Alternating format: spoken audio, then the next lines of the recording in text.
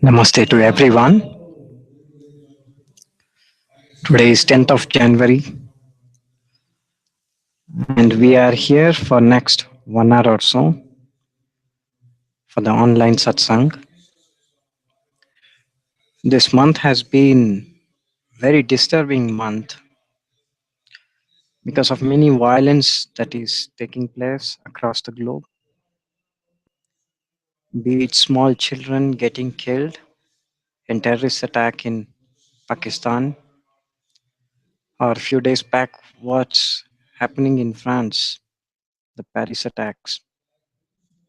So let us all make a prayer before beginning our satsang so that all the souls will rest in peace and will have a good incarnation somewhere else. Close your eyes.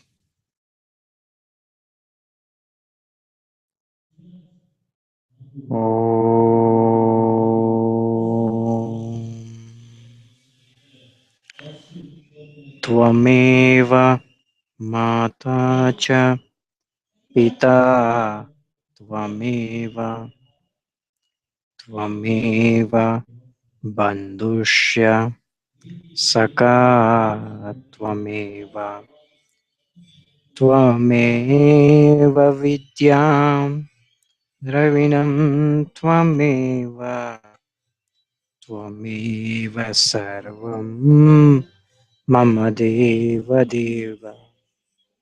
त्वमेव सर्वं मम देव ॐ पूर्णमद पूर्णमिदं पूर्णात् पूर्णमुदक्ष्यते पूर्णस्य पूर्णमादाय पूर्णमेवावशिष्यते ॐ शान्ति शान्ति शान्तिः.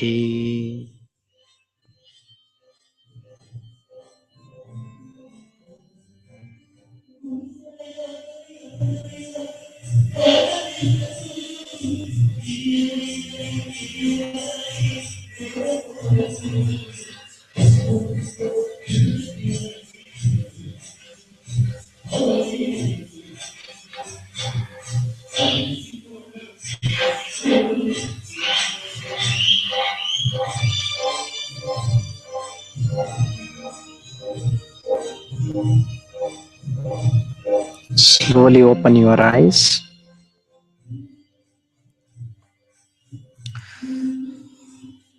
I would like to tell you two things before we start the satsang. One thing is, as you can hear, that there is a lot of background noise, which is due to a big orchestra which is happening just outside my house, because of which there will be some disturbance. So please bear with me. And the second thing is that I will try to be as slow as possible so that it will help translators to translate my words in different centers very easily. So we will go to the first question of today.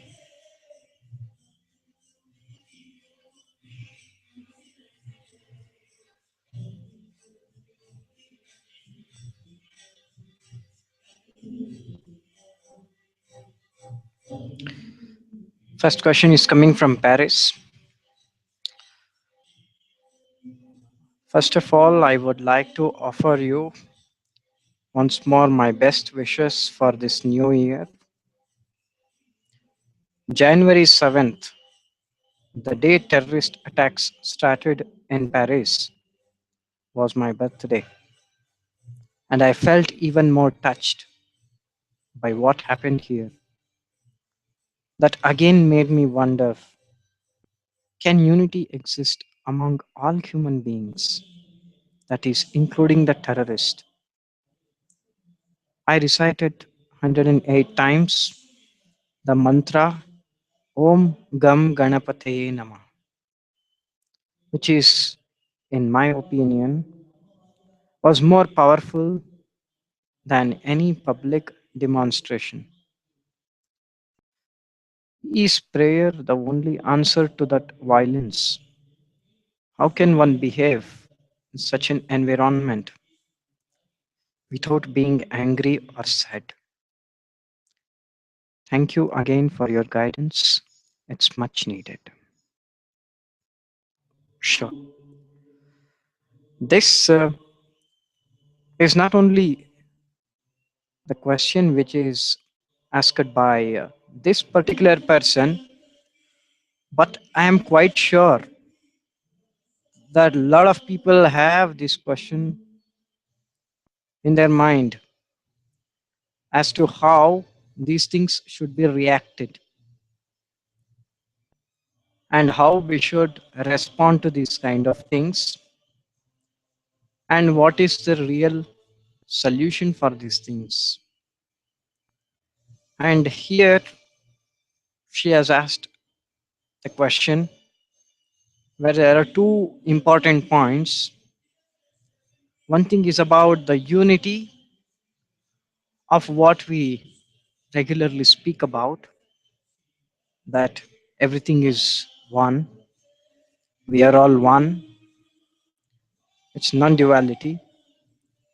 And second thing is, how should we react to this? I will first go to the second part, then I will comment on the unity, because everything has to be sorted out through spirituality, through spiritual approach. Hence, I will apply spirituality to even the second part, which is about how to react to such kind of incidences. First thing is that there are several things to be understood. First thing is the government whom we elect should be capable of taking care of the country. Normally, what happens is that we elect a government and they are not up to the extent. So, because of this disappointment, we elect someone else next time. And this is not the way it should work. I have seen in almost all the countries where very good intellectuals, very good people who can really make difference to the public, to the humanity, will never win elections. It is either always Democratic Party, Socialistic Party, nationalistic parties, but no one is electing the right government. And we have to change the policies to change the system. You can change the system only through policies, and you have to get into politics to make this difference. Always we expect others to do something. We always wait for some messiah to come and help, but we don't help ourselves. And this way things will remain the same, because the foreign policy is always like that. No one makes a foreign policy to really help the world. Everyone makes the foreign policy to see how much they can gain out of it. And when it comes to the present government, which is in the power in France, has let down people in so many ways. Unemployment is growing every day. It is getting country is getting into recession, and now these attacks are going on. Intelligence should be made strong to get the inputs to stop such kind of massacres. Otherwise, how was it possible for terrorists to get such kind of strong automatic guns in a country where gun laws are so strict? It is impossible. There was a failure as far as intelligence is concerned. And when we elect a democratic government, no one has the rights to take laws into their own hand. Now, these two so called Islamists,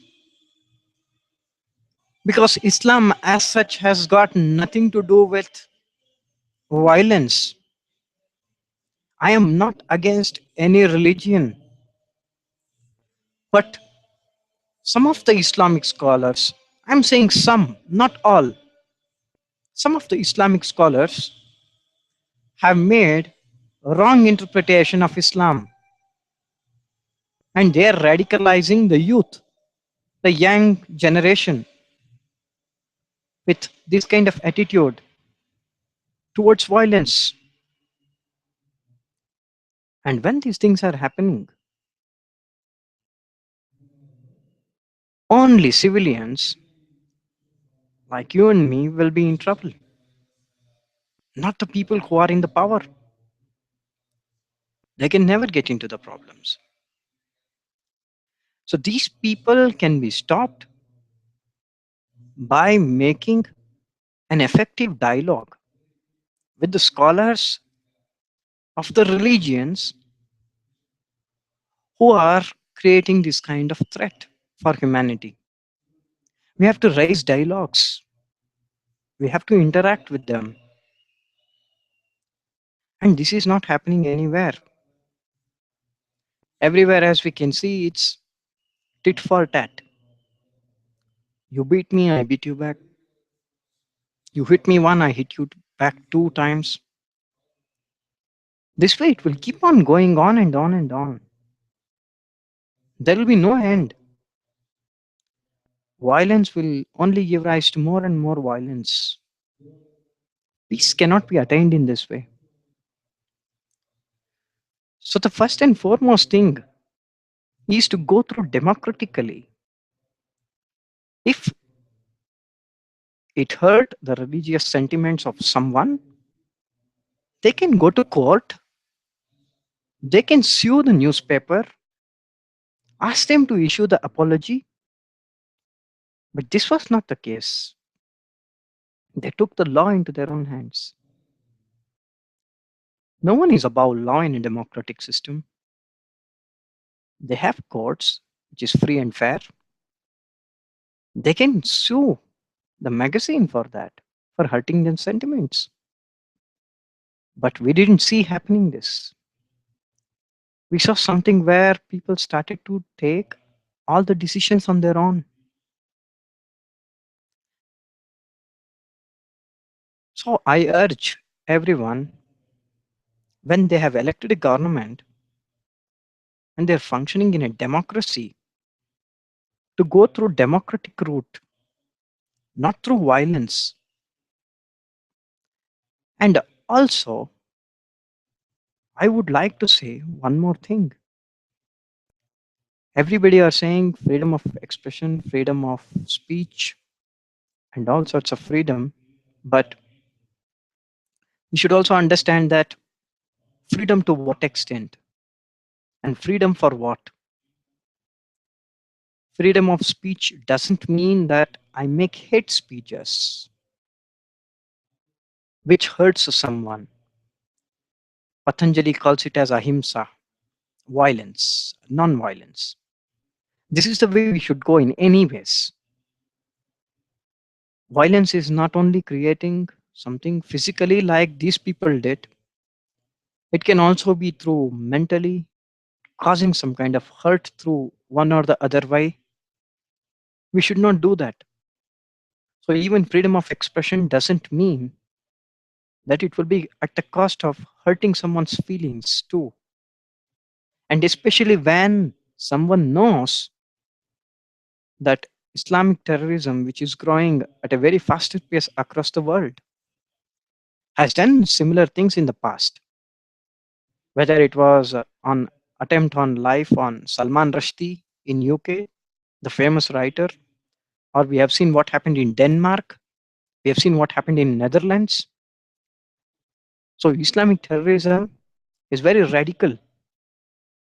And when we are seeing this kind of radicalization from certain group of religious people, we should better leave it as it is.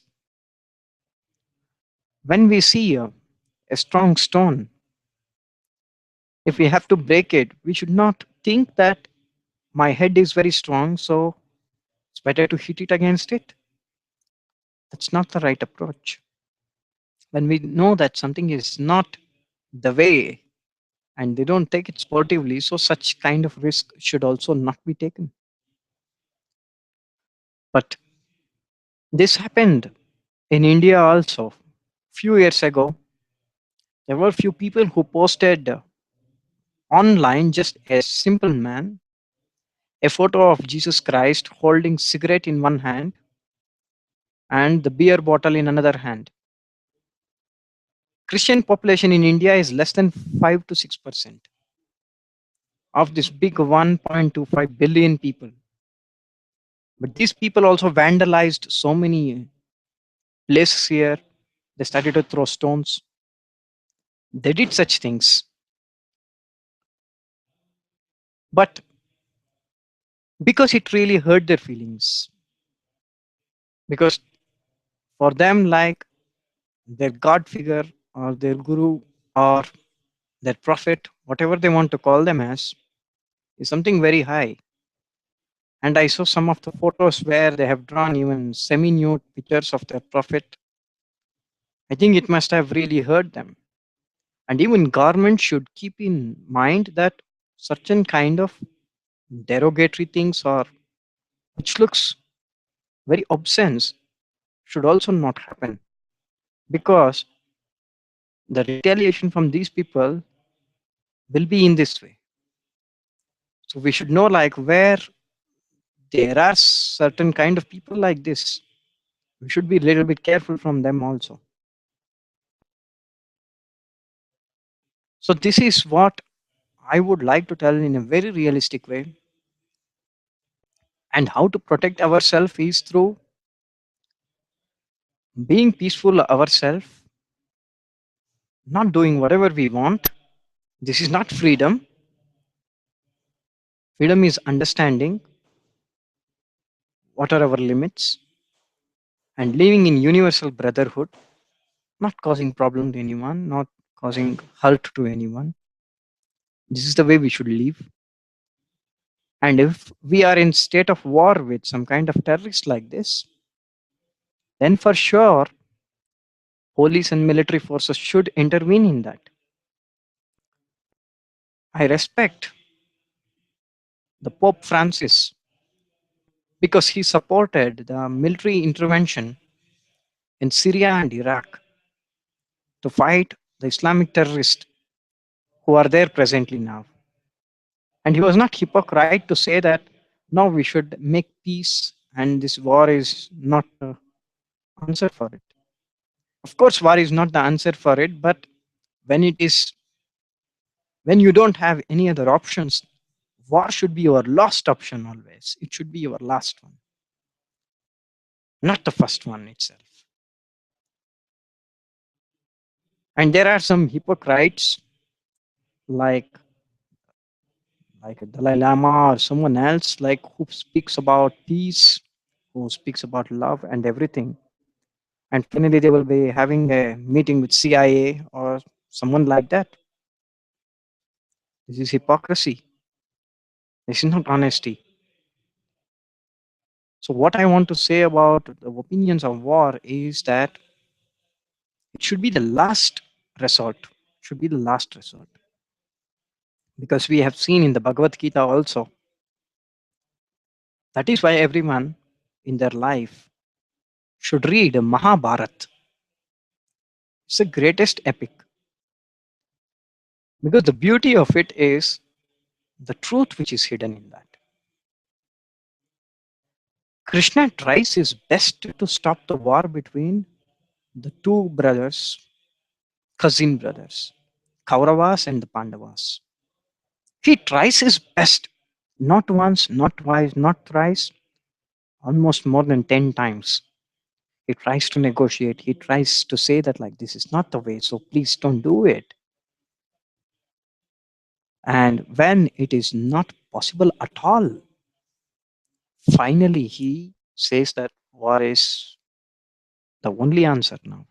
We don't have any other choice. And then, there in that war also, the Dharma wins, the righteousness wins. The Pandavas win, not the Kauravas. Even though Kaurava had much more greater army than the Pandavas, Pandavas win because of the Dharma with them. So, war should be the last resort, not the first itself. That's what I want to say. And if we have to defend ourselves, then we have to. We have seen great spiritual masters in the past, like Bodhidharma, who was teaching martial arts and who himself was a great warrior. Guru Nanak Sahib was a great king. So we have seen such kind of warriors even before also who were perfectly enlightened and spiritual. This is not about violence, but this is about righteousness or unrighteousness. So this is what I want to say about defending the country or defending yourself. And if you have to ask about the unity, I would still say that whether it's a terrorist, whether it's someone else or like whoever it might be, it is still the one. It is still the one. Because from the source which has spreaded everywhere, the source from which everything has come, that source is the same. But the problem is that, like, when source takes a form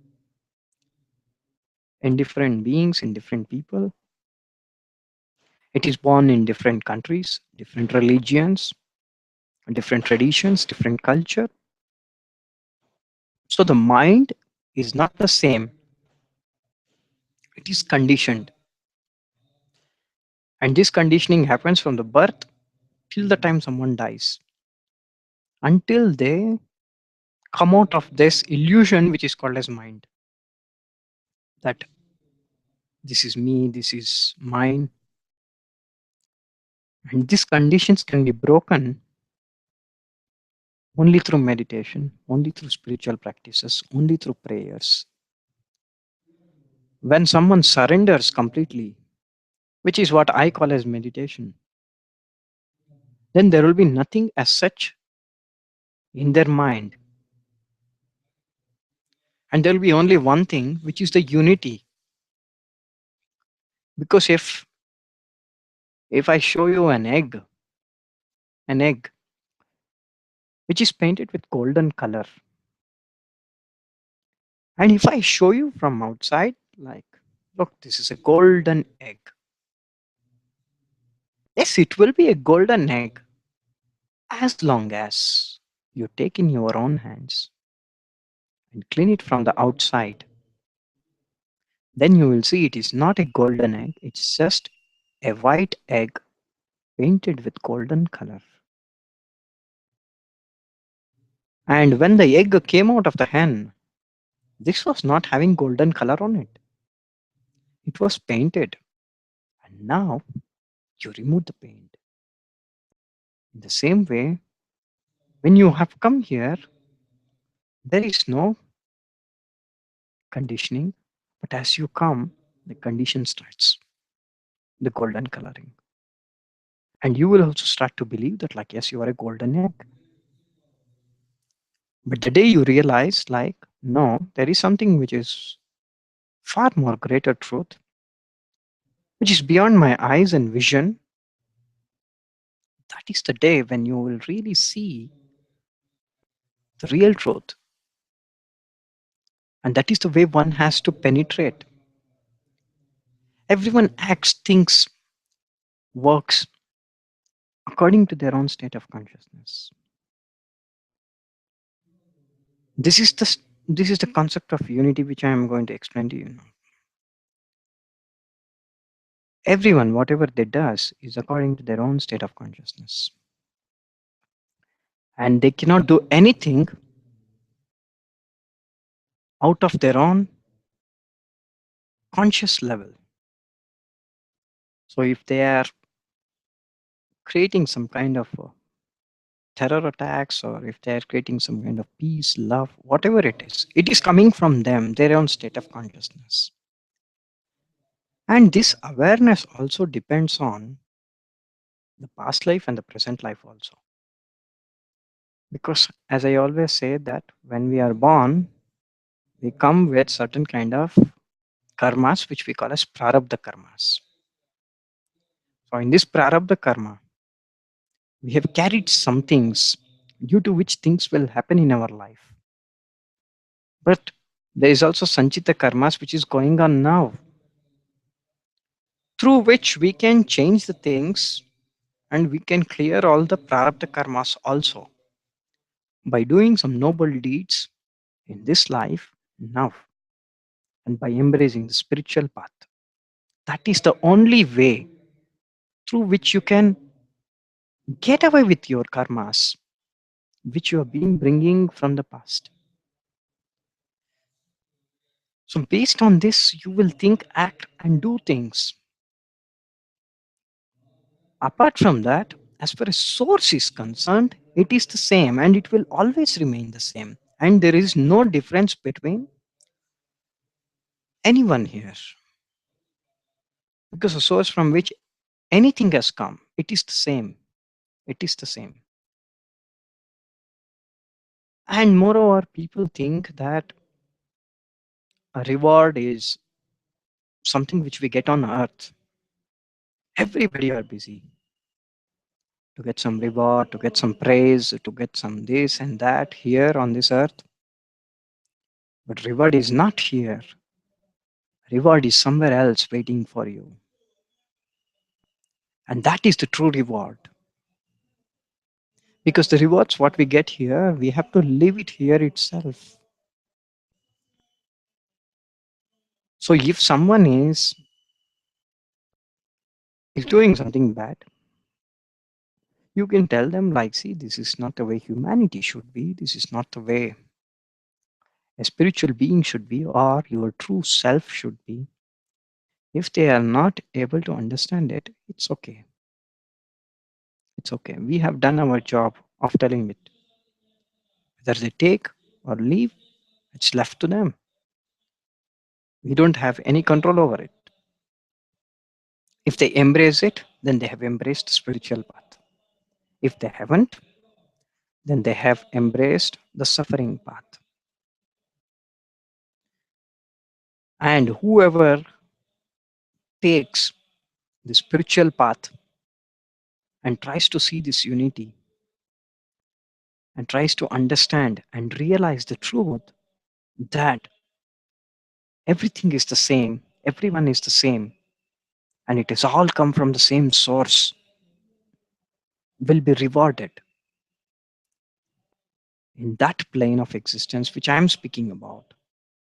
And not here, not here. Forget the things, what is happening here. It is not important. It is in that plane which Buddhists call it as Dhamma, or Quran calls it as Jannah, or what Hindus or some other religions calls it as heaven. It is that plane and that is the reward. In my explanation, I would like to call it as enlightened plane. That is the plane. And whoever is kind to others, irrespective of their acts, irrespective of their behavior, irrespective of their attitude, whoever is loving, whoever is compassionate, whoever just behaves just the way they are as a spirit, and all they can do is by spreading their love and word and peace and compassion, irrespective of the behavior of another one, will be rewarded in that plane. And that is the plane which everybody have to think about, and not things what is happening here. The moment you think that something is happening here, and this is something good and bad, then it is like participating in the illusion, participating in the Maya. And you can come out of that Maya only by being just your own true self. Because only by being your true self, you are making your place in that Bautic plane. Until that, things will be disappointing here, things will be something else here, which will always make us to think. It is like just witness the things what is going on here. And do not judge that. Whatever is going on, let it happen. Whatever, let it happen. But you be what you are. Never lose your individuality. Never lose your spirituality. If you don't lose it, then the doors of the heaven will open. If not, it will be the same fate like just all these people who don't believe in this path. This is what I want to tell you about the unity, and still everyone is the same. Someone realized the truth before, someone will take some more time. Someone might take some more time. But one thing is for sure, that everybody, one or the other day, should come back there, because that is the real home. That is your adult. We will take the next question.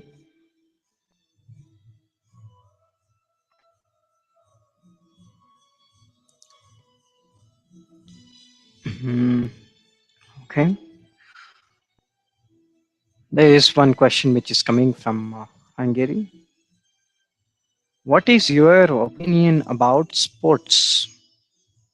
If everything can be meditation and someone is practicing some kind of sport, can it be a kind of meditation too? It isn't an obstacle to reach the enlightenment, is it?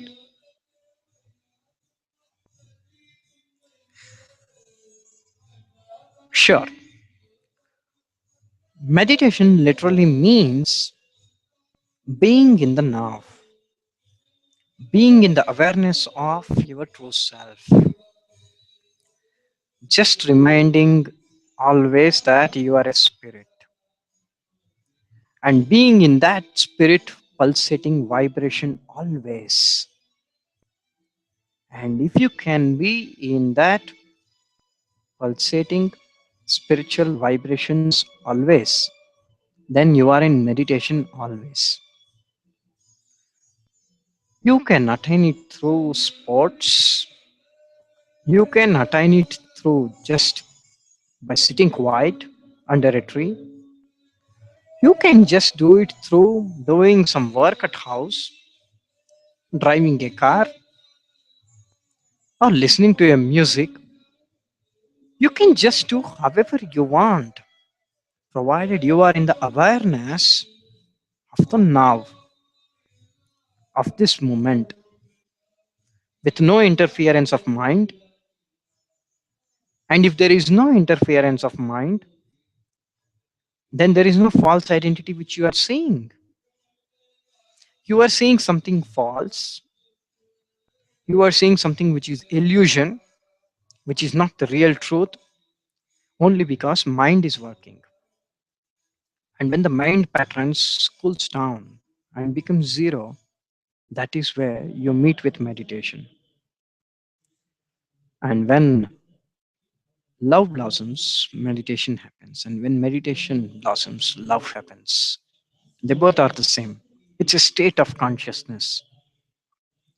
So, for sure, sports can be a way towards meditation. In fact, if you have seen the ashram plan of my own in Bangalore, we have even a place which is called as recreation center,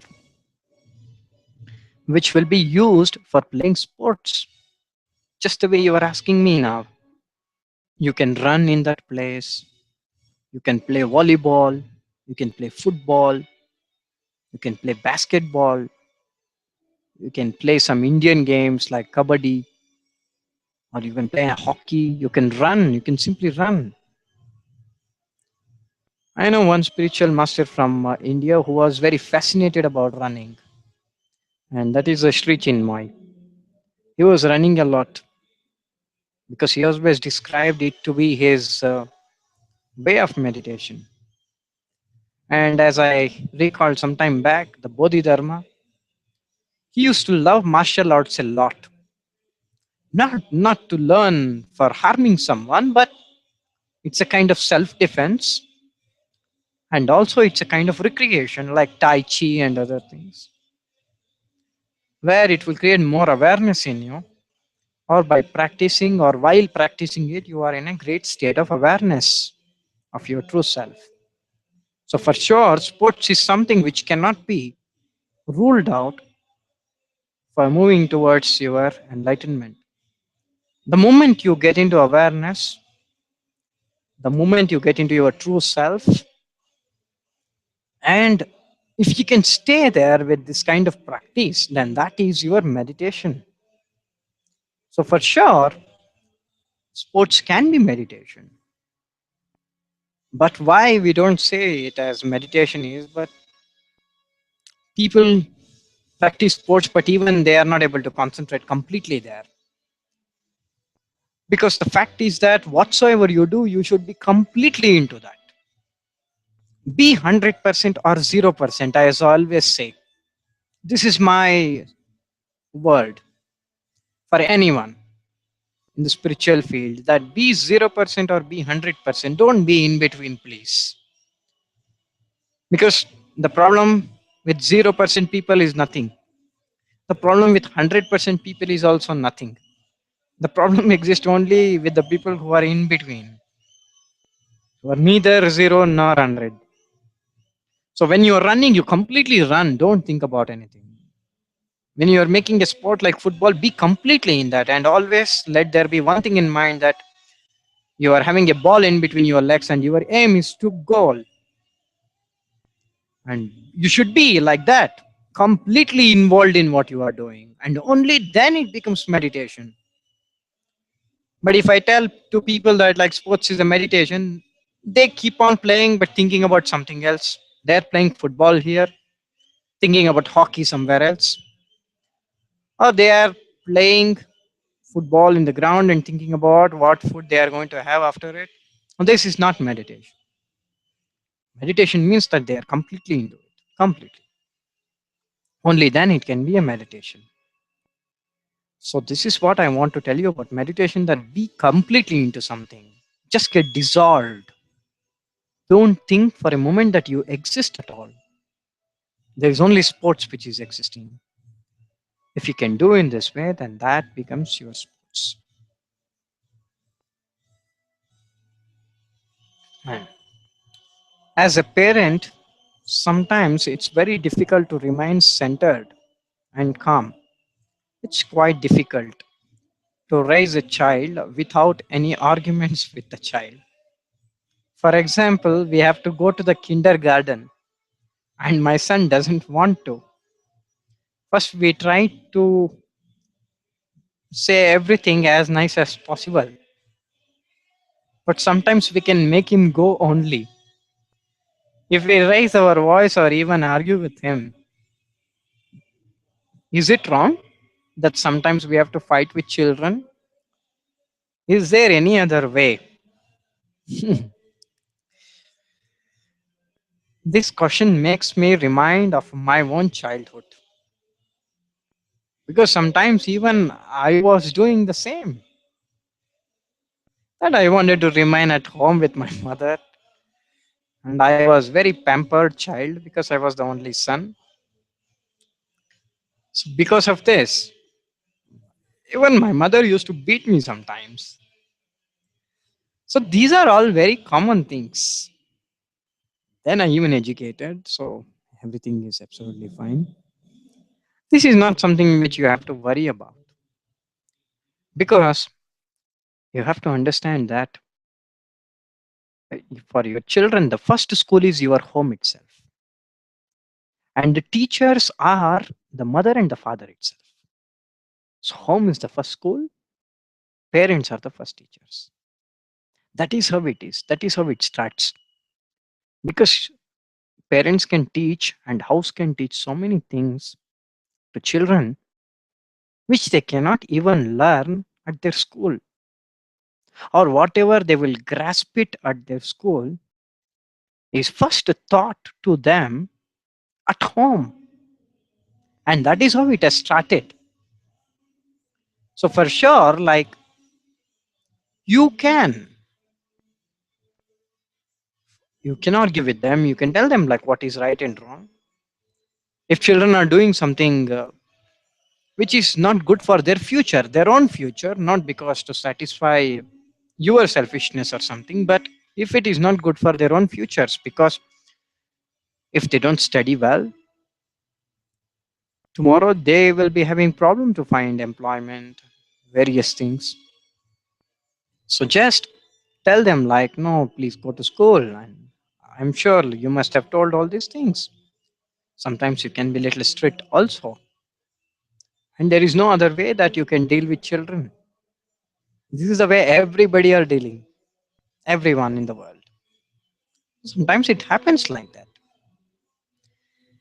And in India, like, teachers are called as shikshak. Means shikshak literally means one who punishes. I have been punished by my teachers when I was very, very, very small because I was naughty. I was very naughty. And I was also doing many things. So because of that, they were a little strict. And I was a good student because maybe because of my teachers and because of my parents who were strict towards these things, but they were utterly jovial, utterly loving people otherwise. And they didn't have any problems. But when it was coming to academics, they were very strict. At the same time, when the child comes back from the school, just try to give them as much as happiness as it's possible. If they want to paint something, just allow them to paint. If you tell them like, no, as soon as you're back, like, no, you have to do the homework right now and it has to be done, on these things, it will not work with children. What works is that first we have to make them completely happy by making them do the things what they really enjoy to do. The children, of course, they sleep, they wake up, and various things, and just allow them to have their own recreation and everything. And then you can say like, okay, now do your homework. Like, this is the way to do it, and you can be strict, you can be like that, and it is not an argument. You are doing it for their own good. You are not doing anything bad, because I have seen parents who tell like, no, no, no, you have to be a doctor, you have to be an engineer, you have to be a lawyer. This is not the way to deal with. This is not what I support personally, because for me this is the choice of the child. And what is the responsibility of a parent is just to make the child aware that like, see, you have to study, you have to go to school, that's all. What they should become or what they will become, it's left to them. But you can just tell them something good, and you can have arguments, as you're saying, for their own good. This is what I want to say about it. And the teachings say that the world as an unenlightened person perceives it is an illusion. But how does an enlightened person perceives the world? Can it be explained to an unenlightened one? Okay. First of all, the world is called as Maya Loka or the illusion world, not because of something else, not because of some other reason. But the reason is very simple that when we see something here, these things are not here forever. Because if there is one small attack of some natural disasters, everything will be gone, you know. There'll be no map to recognize your own place. And that is why we say that the things change here. Like what is today will not be there tomorrow or might not be there tomorrow. So things that change with time is something which is not real. But the true self which is hidden in you, the source itself, which is extended in the human incarnation, is the same when it was been there, and it is the same even now in your body, and it will always be the same. And that is why we call it as a real, because that doesn't change with anything whatsoever it might be. So things which doesn't change whatsoever it might be is real always. Or things which can change out of certain kind of situations or whatever it might be is not real. That is why the sense of like hate or love, these are not, you know, like realistic words the way people use it, not speaking about the actual meaning of it.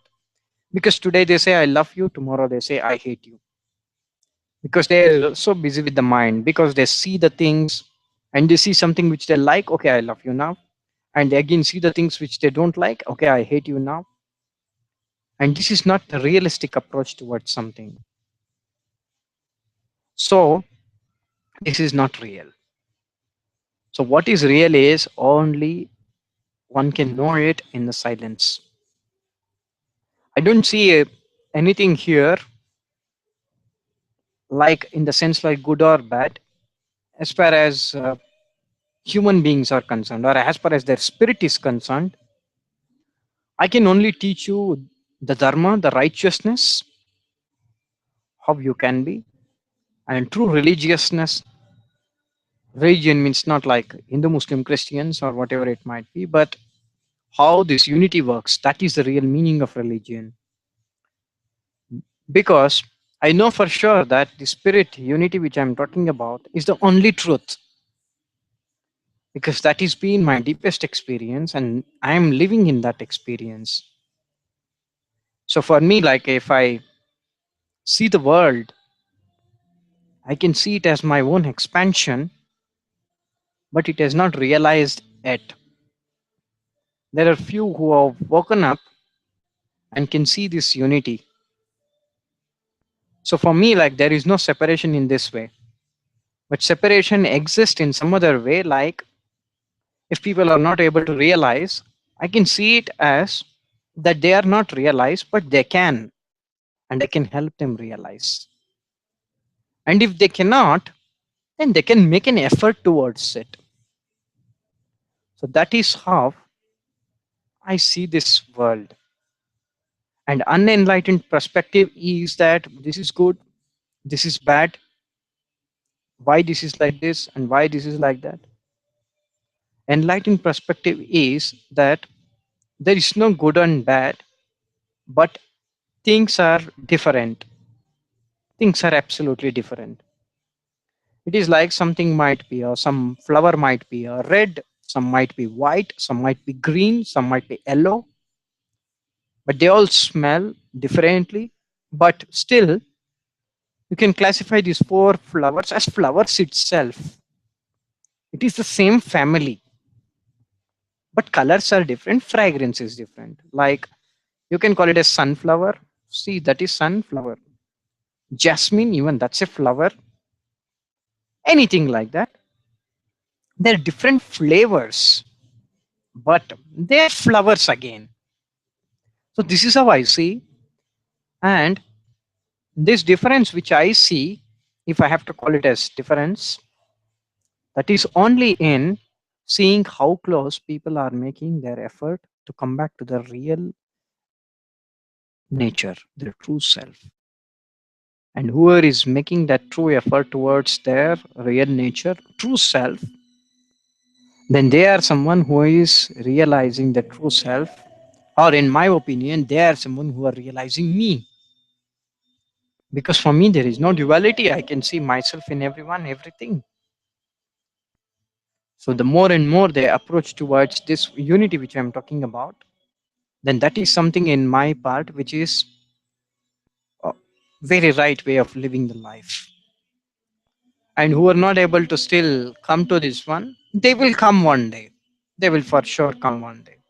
So, so enlightened being will see things as different, but still the same again. Different, but still the same. Just like the colors and fragrance are different, but still it's the flower.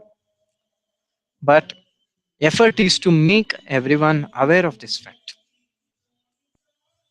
Apart from that, like everything will remain the same.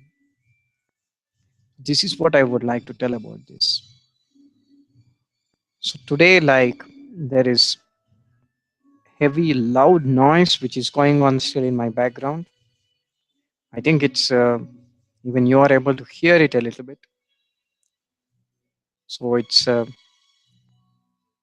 not sure like whether voice is very clear or not because I'm getting some mails that it's little difficult to hear my voice properly. So I would like to end this satsang session here, and we will meet next time. And I will take your more questions. And it's always my pleasure and duty to be with you and for you and to answer you and to take you towards your own true self. So it was very nice answering your questions this week. We will see next time very soon. Namaste.